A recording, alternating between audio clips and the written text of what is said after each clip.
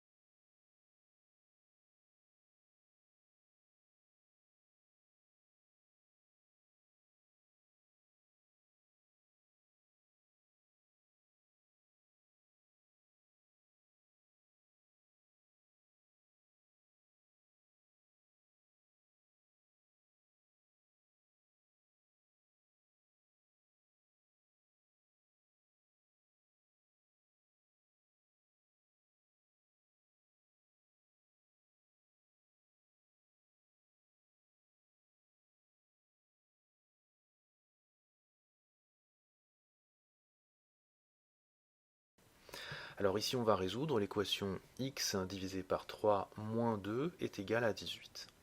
Alors tout d'abord on va isoler la quantité x divisé par 3 en passant la quantité moins 2 de l'autre côté de l'équation.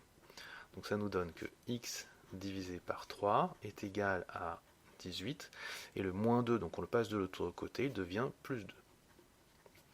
18 plus 2, on le sait, ça fait 20. Donc x sur 3 est égal à 20. Et puis on aimerait connaître la quantité x, donc on aimerait se débarrasser de la division par 3.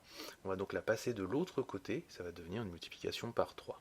Donc on va obtenir x est égal à 3 fois 20. Enfin, 3 fois 20 donne 60, donc x est égal à 60. Et nous venons de résoudre notre équation. En résumé, qu'est-ce qu'il faut retenir de tout ceci ? Eh bien, retenez en priorité les 4 règles de manipulation algébrique élémentaire que nous avons rappelées dans cette vidéo et qui sont indispensables pour résoudre des équations faisant intervenir des réels. Alors la première règle disait qu'une équation du type x plus a égale b est équivalente à x égale b moins a. Autrement dit, la quantité plus a peut être déplacée de l'autre côté de l'équation pour devenir moins a. La deuxième règle disait qu'une équation du type x moins a égale b est équivalente à x égale b plus a.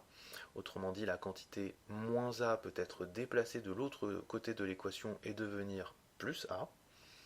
La troisième règle disait qu'une équation du type ax égale b est équivalente à x égale b sur a. Autrement dit, la multiplication par a peut être déplacée de l'autre côté de l'équation pour devenir une division par a.